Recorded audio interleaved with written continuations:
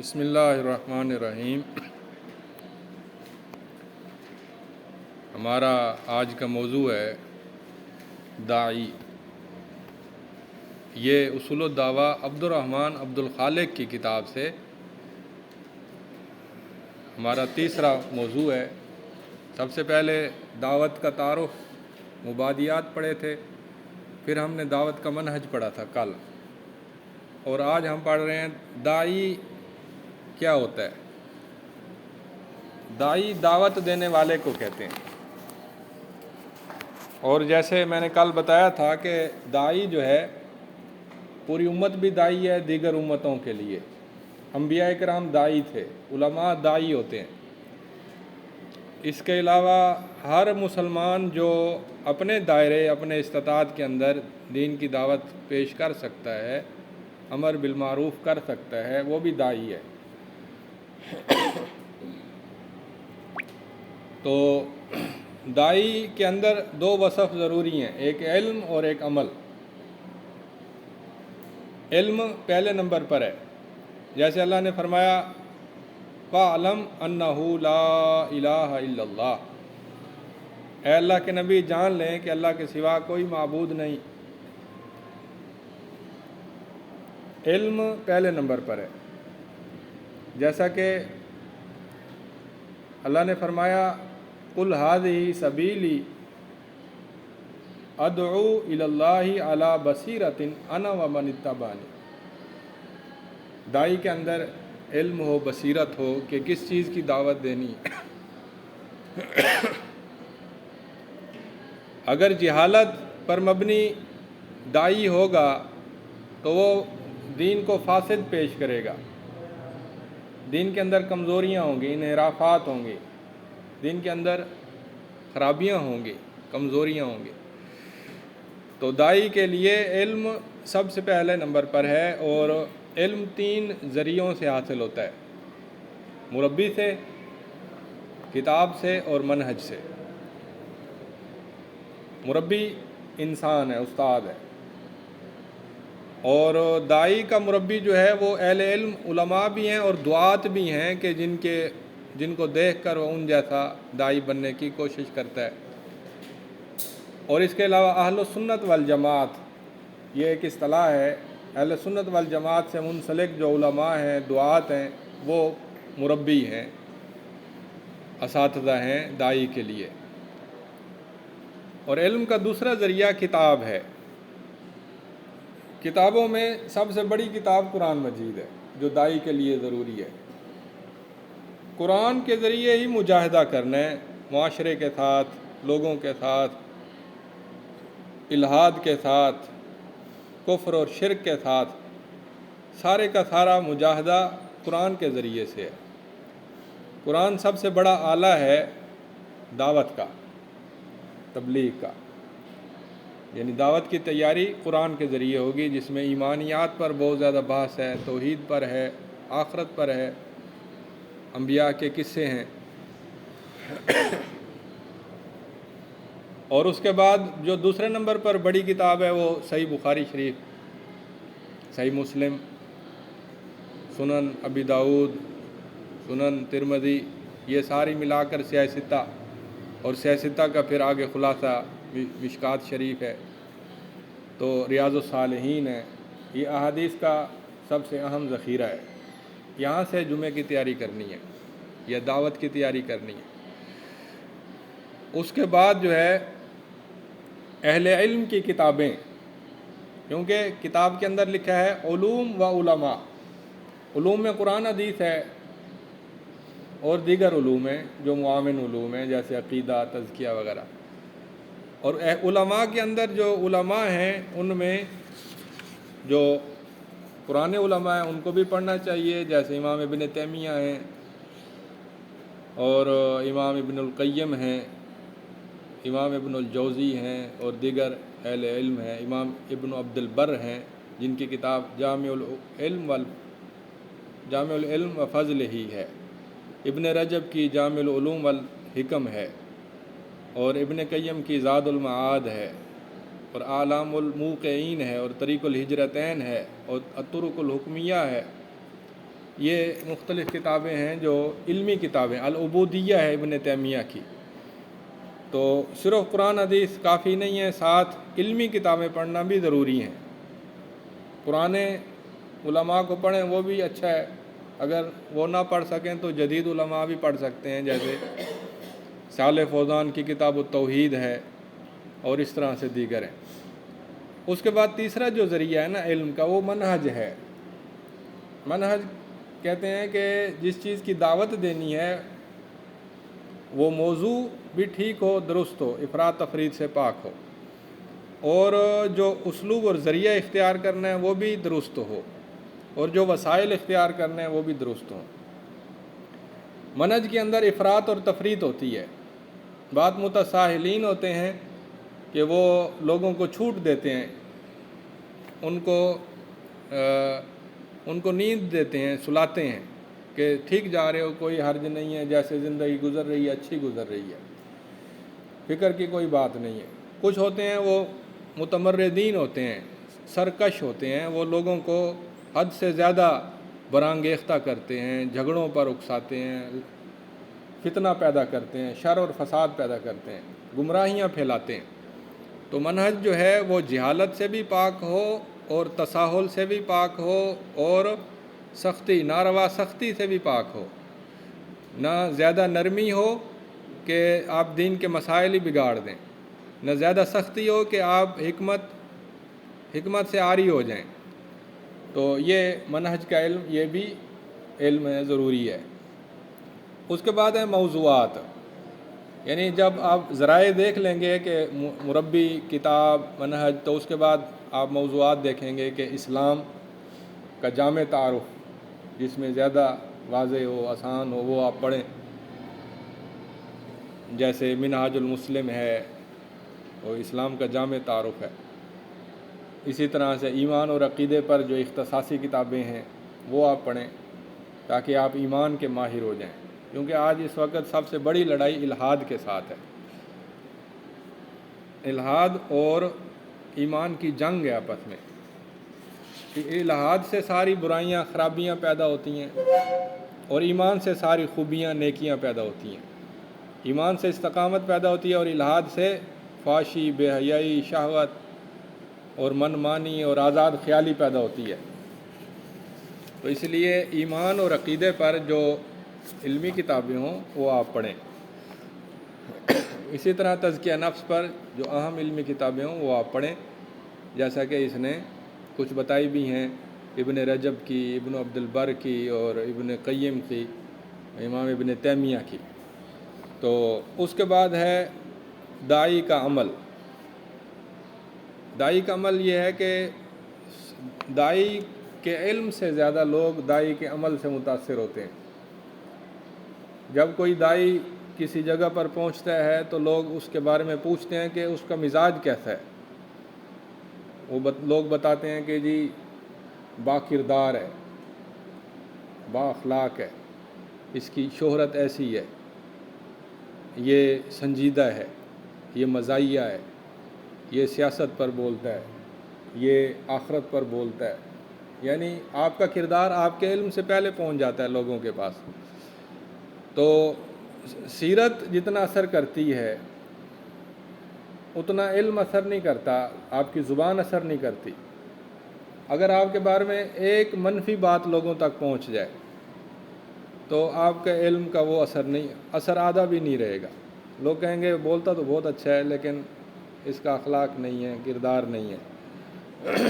اس لیے نبی صلی اللہ علیہ وسلم کے بارے میں آتا ہے کہ اذا دعا غیرہ الی خیر کان اسبق الناس الیہ. جب آپ کسی خیر کی طرف بلاتے تو سب سے پہلے اس پر خود عمل کرتے، سبقت لے جاتے. وَإِذَا نَهَاهُمْ عَنْ شَرٍ كَانَ أَبْعَدَ النَّاسِ مِنْهُ.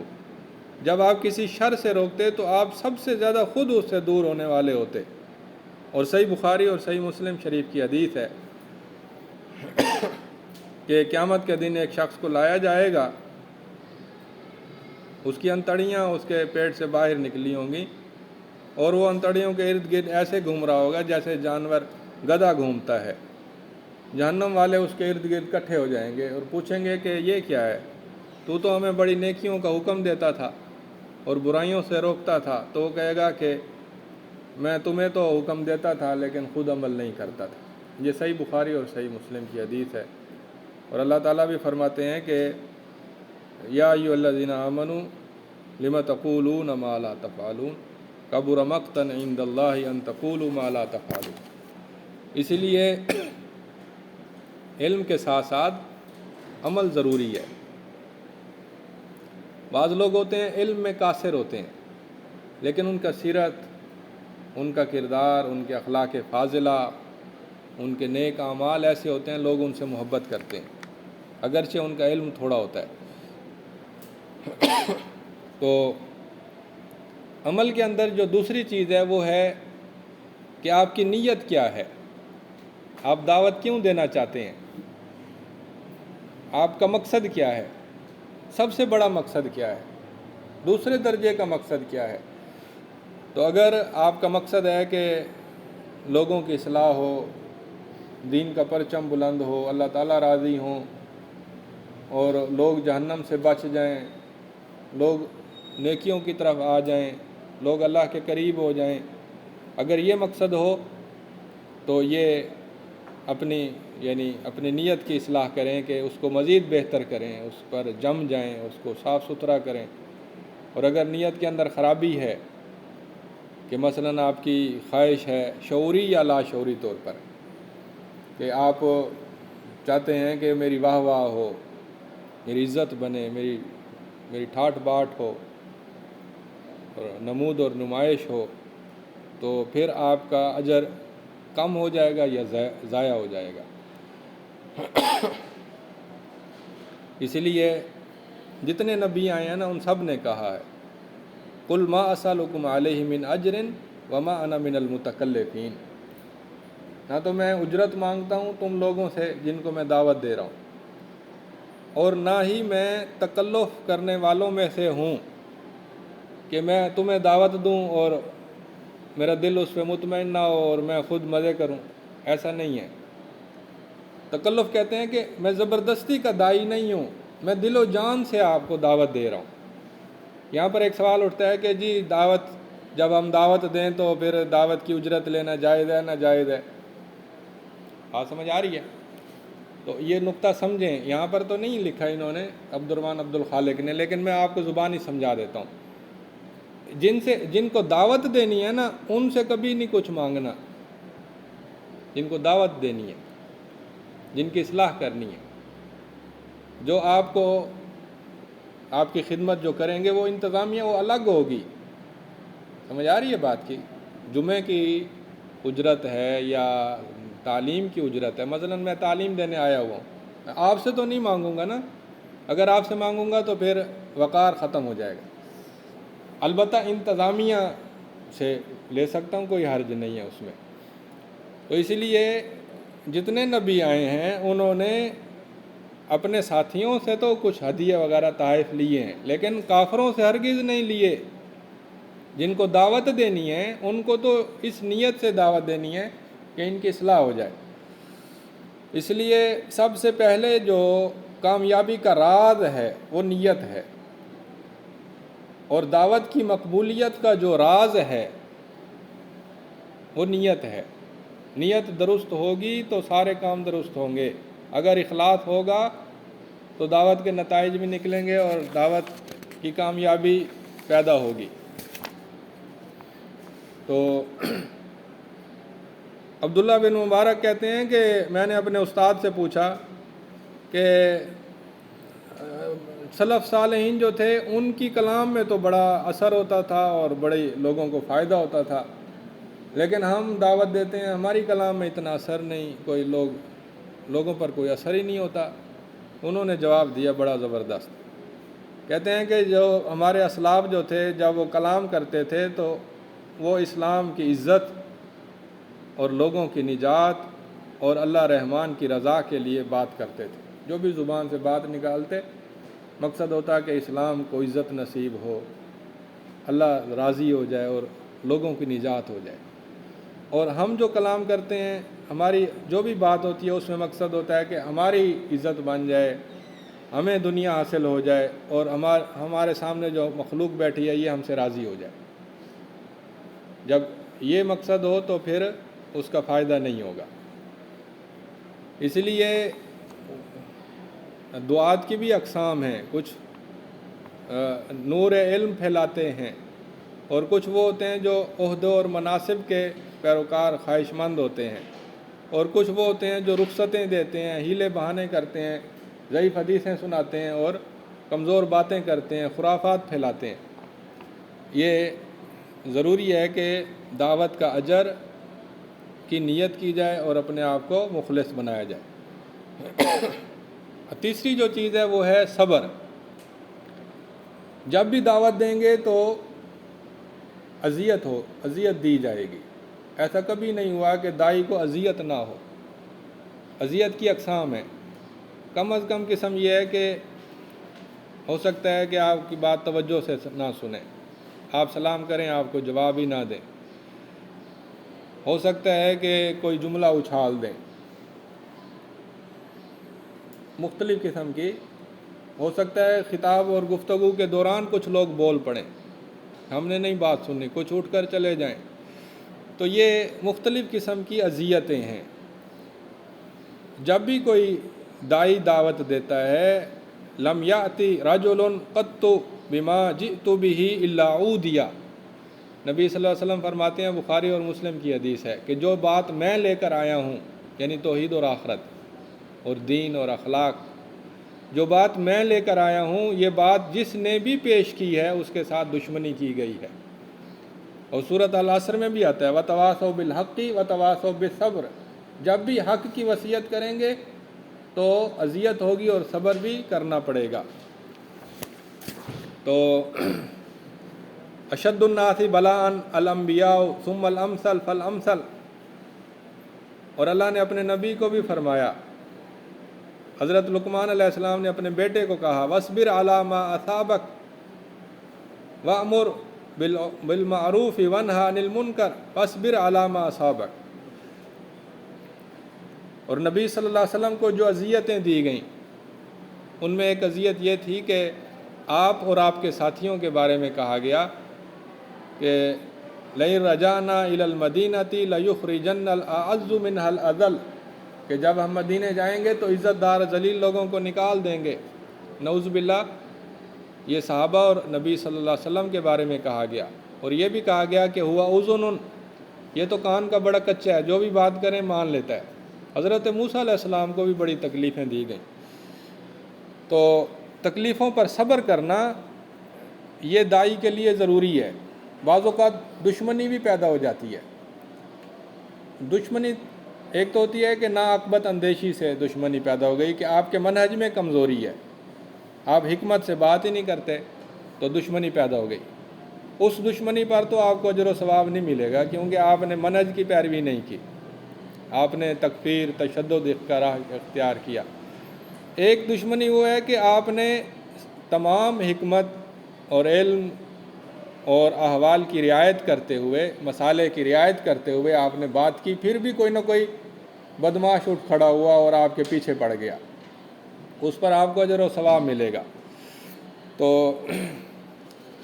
اس کے بعد اگلا نمبر ہے حرص۔ حرص کا مطلب یہ ہے کہ آپ کو لالچ ہو کہ زیادہ سے زیادہ لوگ سدھر جائیں، ان کی ہدایت ہو جائے، ان کی اصلاح ہو جائے، ان کے ساتھ خیر خواہی ہو جائے۔ یہ حرص داعی کی ضرورت ہے، اس کے مزاج کے اندر ہونا چاہیے، اس کے مزاج میں یہ چیز داخل ہو کہ وہ لوگوں کے ساتھ حریص ہو، جیسے قرآن میں بھی آتا ہے،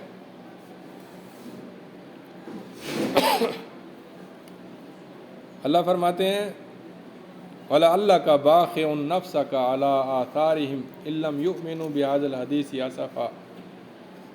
اے اللہ کے نبی، شاید آپ اپنی جان کو ہلاک نہ کر بیٹھیں اس افسوس کی وجہ سے کہ یہ ایمان نہیں لاتے۔ یہ نبی صلی اللہ علیہ وسلم کی حرص تھی کہ لوگ ہدایت پر کیوں نہیں آتے۔ عزیز علیہ ما عنتم حریص علیکم بالمؤمنین رؤوف الرحیم۔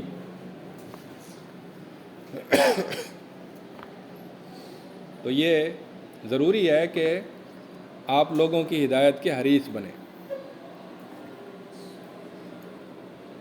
جب آپ حرص کریں گے تو پھر آپ ہر ممکن وسیلہ اختیار کریں گے، آپ وقت نہیں ضائع کریں گے، آپ لاپرواہی نہیں کریں گے، آپ زیادہ سے زیادہ کوشش کریں گے کہ لوگوں کی خیر خواہی ہو جائے۔ اس کے بعد ہے 5واں نمبر حکمت۔ حکمت کہتے ہیں درست فیصلے کو۔ ایک ہوتا ہے علم اور ایک ہوتا ہے حکمت، دونوں میں فرق ہے۔ جیسے قرآن میں آتا ہے یعلمہم الکتاب والحکمہ، اور دوسری جگہ پر آتا ہے ومن یؤت الحکمۃ فقد اوتی خیرا کثیرا۔ علم ہوتا ہے اصول و قواعد، اور حکمت ہوتا ہے کہ جب آپ اس کو عملی زندگی میں لاگو کریں تو درست طریقے سے لاگو کریں، اسے حکمت کہتے ہیں۔ حکمت ایک عملی چیز ہے۔ مثلا جب آپ نے توحید بیان کرنی ہے یا آخرت بیان کرنی ہے تو آپ نے یہ دیکھنا ہے کہ میرا مخاطب کس طرح کا ہے، بچے ہیں، بوڑھے ہیں، جوان ہیں، شہری ہیں، دیہاتی ہیں، آپ کی زبان کیا ہونی چاہیے، دلائل کیا ہوں، موقع محل کون سا ہے، لوگ غمگین ہیں یا لوگ خوش ہیں، لوگ مصروف ہیں یا لوگ فارغ ہیں، دن کا ٹائم ہے یا شام کا ٹائم ہے، ماحول کیسا ہے، دھوپ میں تو نہیں بیٹھے، دھوپ میں بیٹھیں گے تو آپ کی بات نہیں سنیں گے صحیح طرح سے، کوئی فوتگی ہو گئی ہے تو اس وقت آپ کی بات کا اثر نہیں ہوگا، لوگوں کے ذہن پریشان ہوں گے، آپ کو پھر موت پر بولنا ہوگا یا تسلی تشفی کے موضوع پر بولنا ہوگا، اس وقت آپ آخرت سمجھا سکتے ہیں لیکن توحید نہیں سمجھا سکتے۔ تو حکمت کہتے ہیں کہ ماحول کو دیکھ کر لوگوں کے مزاج اور ان کے مسالے اور ان کی نفسیات کو دیکھ کر بہترین مؤثر گفتگو کرنا، یہ حکمت کہلاتا ہے۔ تو حکمت کا مطلب یہ ہے کہ آپ مسالے اور مفاسد اور نتائج پر غور کریں کہ میں جو بات کروں گا، جو موضوع نبھاؤں گا، اس کا کتنا اثر ہوگا اور اس کا کیا نتیجہ نکلے گا، یہ حکمت ہے۔ قرآن کے اندر حکمت کی تلقین کی گئی، ادعو الی سبیل ربک بالحکمت والموعظۃ الحسنہ، دلائلوں، عقل اور نقل کے ساتھ گفتگو ہو، دل نشیں اسلوب ہو، زبان اچھی ہو، اور لوگوں کی نفسیات کا خیال کیا گیا ہو، نرمی ہو، وقار ہو، سکینت ہو، اور زیادہ اہم بات پہلے ہو، دوسرے درجے کی بات دوسرے درجے پر ہو، لوگوں کے ذہن کے قریب بات ہو، ترغیب اور ترہیب میں توازن ہو، یہ ساری باتیں حکمت پر مبنی ہیں۔ سب سے پہلے ایمان اور توحید کی دعوت دی جائے، اس کے بعد اعمال صالحہ کی دعوت دی جائے، یہ حکمت ہے۔ تو حکمت تجربے سے حاصل ہوتی ہے۔ حکمت ایسے نہیں کہ آپ کتابیں پڑھ لیں آپ کو حکمت حاصل ہوگی، تجربے سے حکمت حاصل ہوتی ہے۔ تو یہاں پر ہم اپنا موضوع ختم کرتے ہیں۔ وما علینا الا البلاغ المبین۔